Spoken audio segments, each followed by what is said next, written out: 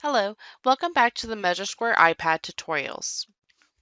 In this video, we will be going over how to add in a B-seam. The purpose of a B-seam and applying them to your rolled goods is to include a forced seam, such as when you are going to be working in a large area and you are stuck with the seam stuck in a doorway. Using a B-seam feature will allow you to lock in the base seam to allow you to maneuver your unwanted seam away from the room opening or high traffic areas.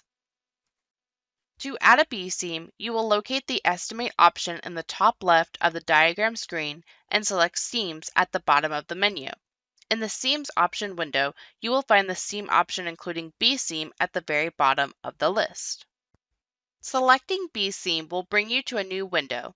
Using the same concept as drawing and the divider tools, swipe your finger across the room and select a starting point for the wall. Then drag in the direction you are going to be applying the seam. This seam can be applied at any angle or at a straight line across the floor.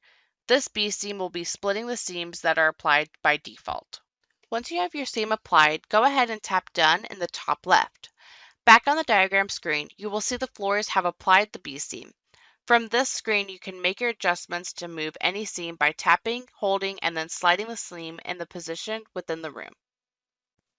Thank you for watching, and make sure to subscribe to our channel for future videos and more information for all MeasureSquare products.